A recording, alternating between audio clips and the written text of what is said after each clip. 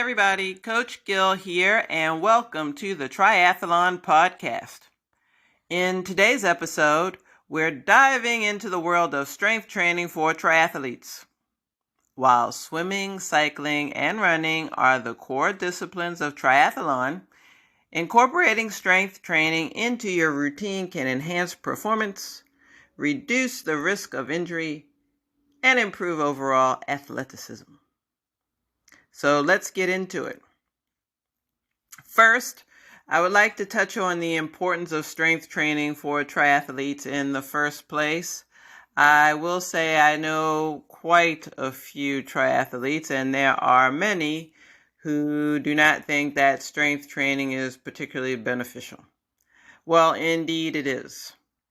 Some of the benefits include having increased power, improved endurance, injury prevention, and overall better biomechanics. Often what that means is often with strength training, we can discover imbalances, let's say a difference between one leg and the other, and using strength training, we can balance those parts of our physique that are not completely balanced, and therefore it will improve our overall performance.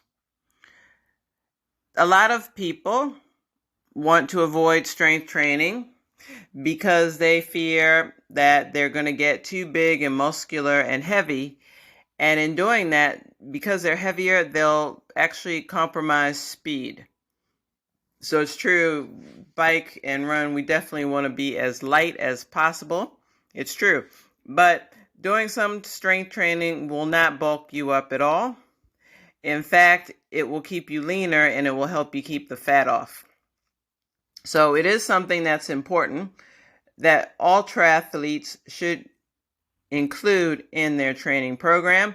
And I'm hoping that this podcast will get you guys excited. So if you don't strength train, you will start doing it. First, let's get into the principles of specificity in strength training for triathletes.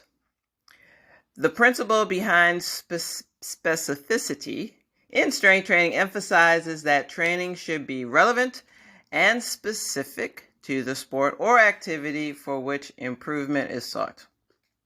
For triathletes, this means tailoring strength training exercises to mimic the demands of swimming, cycling, and running. Specificity in strength training for triathletes can be achieved through exercises that target the muscle groups and movement patterns used in the three disciplines. So, for example, take swimming. We would incorporate exercises that strengthen the muscles involved in the pull phase of the swim stroke. So that means the latissimus dorsi. So we would have a lot of lat pull downs, rows, and specific shoulder exercises. For cycling, we would focus on strengthening the quadriceps, hamstrings, glutes, and the core muscles to enhance power and stability during cycling. Squats, lunges, and leg presses are examples of exercises that can be beneficial to improving our cycling performance. And last, running. Here we're going to emphasize exercises that enhance leg strength, joint stability, and core engagement to improve running efficiency. Plyometrics, lunges, and calf raises are relevant choices for that discipline. And I want to say, really, in some ways, triathlon is the perfect sport because it allows us to use all of the muscles. Each discipline complements the other. And one thing I just noticed I am missing with the swimming, you still need core work. So for all three disciplines, we must have core specific training sessions to stay strong because our core does everything. Integrating these sport-specific exercises ensures that strength gains translate directly into improved performance in all three triathlon disciplines. Next, we have the importance of functional movements in triathlon-specific training. So functional movements are exercises that mimic real-life activities and engage multiple muscle groups simultaneously.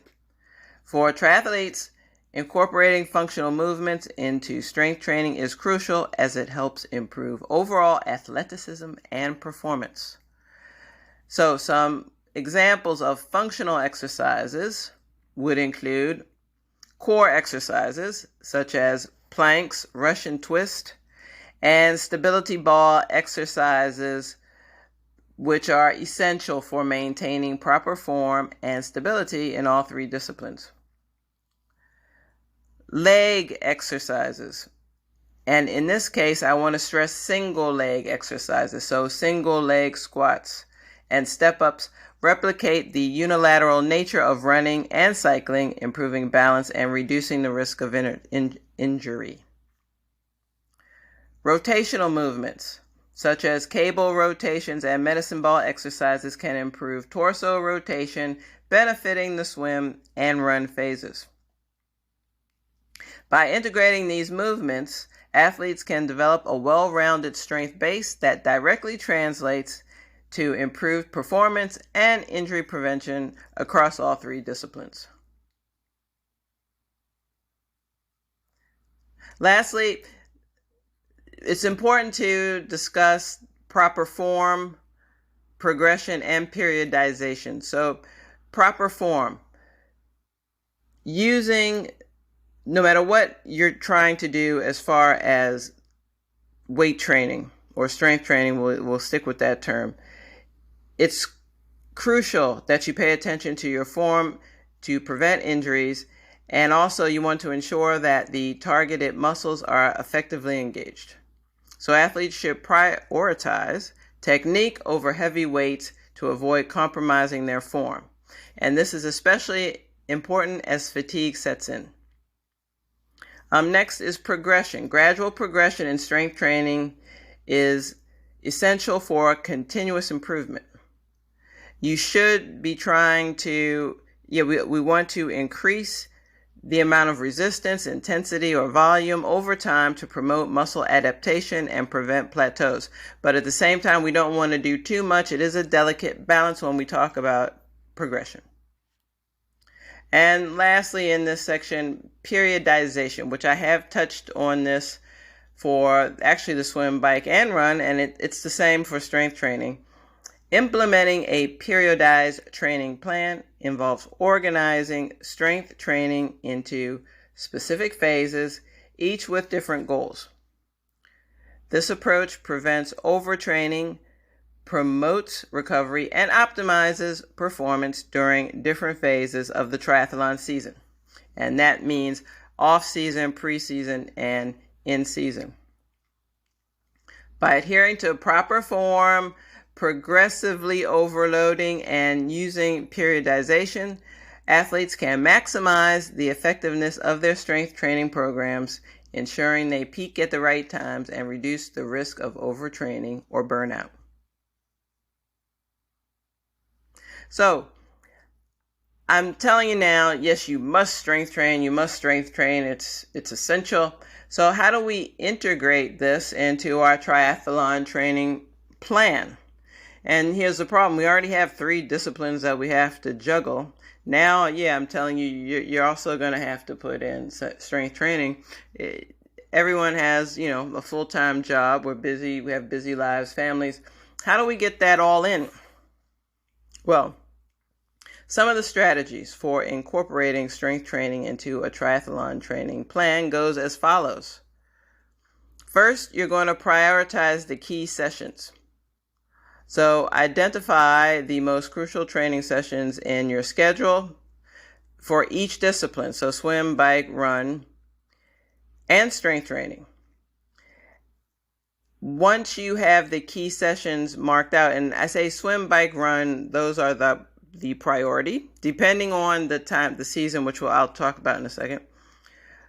And once you have those plugged in, the key sessions that you must do, then you schedule strength training on the days when these key workouts are less intense to avoid interference with recovery.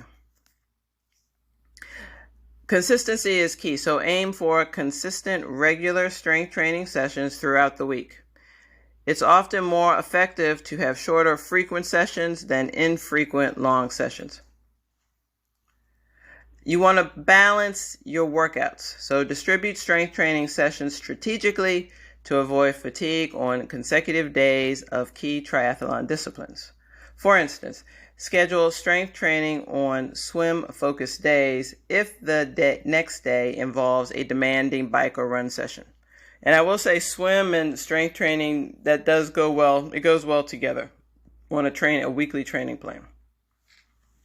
Also, consider your individual needs. Tailor the frequency and intensity of strength training based on your past experiences, weaknesses, and time availability. So what that means is for novices, maybe they'll just do 2 to 3 sessions per week, while more experienced athletes may benefit from 3 to 4 sessions per week.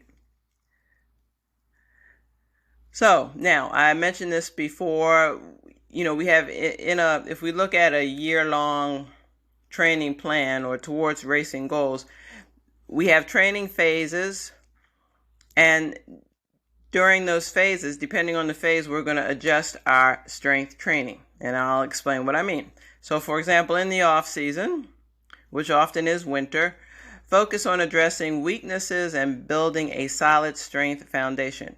Include higher volume, lower intensity strength workouts. Target overall strength and address imbalances from the previous season. And this is the time to you can do more strength training now than any other phase, because I think one of the reasons triathletes hesitate towards strength training is because when you're at the build phase, you're getting ready for races, it's just more wear and tear on your limbs, and you really want to just focus on getting long sessions in. It's hard to find a spot for strength training, but the off season in the wintertime, for example, is perfect. Next, we have the base phase, and at that point, you shift towards more sport-specific strength training. Emphasize endurance and muscular endurance with moderate rates at higher repetitions. Prioritize core stability and single leg exercises. Next is base phase is probably spring.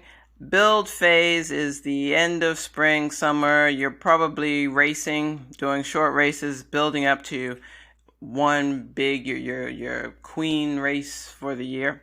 Your A race. I like to say queen, But anyway, during the build phase, you're going to introduce higher intensity strength sessions with lower repetitions and increased resistance.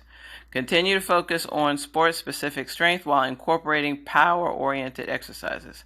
You'll maintain core stability and flexibility work, but you can start to, if you're going to higher intensity, shorter sessions with less repetition, the idea is you're minimizing, you're doing less strength training at this point.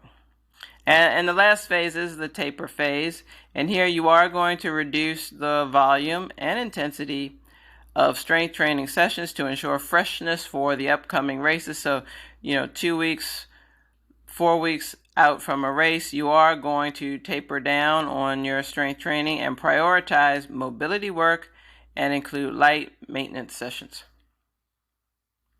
So, I do have a little bit of a sample idea of what one might do. It's probably easier if I laid it out in a blog post, so I'll try to be brief explaining it. But some sample strength training routines. Imagine you're a novice, so you're going to have, like I said, 2 to 3 sessions a week. Let's say it's 2. Let's say you have 2 sessions, then one session would be a full body workout with body weight exercises such as squats, lunges, and push-ups. And then the second session focuses on core stability, such as planks, Russian twist, and basic strength exercises with dumbbell rows, step-ups, that sort of thing. If you're intermediate, you should definitely want to try and have 3 sessions per week, but 4 is great. So within a week, your sessions would be, the first would be lower body strength, squats, deadlifts, emphasizing muscular endurance. The second session might be upper body strength and power with bench press, pull-ups, medicine ball throws. The third session would be core stability and single leg exercises focusing on imbalance. And lastly, the fourth session would be functional movements such as yoga, dynamic stretches. You're working on, you're thinking about flexibility along with those functional movements. So those are some ideas. The same would be true between intermediate and advanced. The same would be true, except perhaps an advanced triathlete might add on a fifth session, but that's not really necessary. About 3 to 4 is definitely sufficient. I would say 3 is ideal. And lastly, one of the most important reasons why one should incorporate strength training into their triathlon training program is really injury prevention. It's very easy. I guess the problem is most people don't think that injury prevention concerns them until they've injured themselves. So it's hard to convince people to think ahead, but sooner or later, as long as you keep swimming, biking, and running, you are going to injure yourself. There is going to be some sort of overuse issue. It's what happens to all of us. A little bit can go a long way with strength training. Before you get into this, it's a good idea, and I say this in almost every episode, since your main equipment will be your sneakers, I say to everyone, make sure you see a podiatrist and get the right insoles in your shoes so that, first of all, your feet are the foundation. So first, make sure your feet are taken care of, and that way everything works up. So if your feet have been, any imbalances in your feet have been taken care of, then that will be better for your knees, it'll be better for your hips and your lower back and all the way up to your cervical spine. So that's key. Next, the single leg, or single limb, because you can do it with your arm. Single limb exercises are key to making sure that you are minimizing muscle imbalances. That is a problem. No one can escape muscle imbalances. There's always going to be one leg is stronger than the other, one arm is stronger than the other. The single limb work is essential to avoiding injury after that.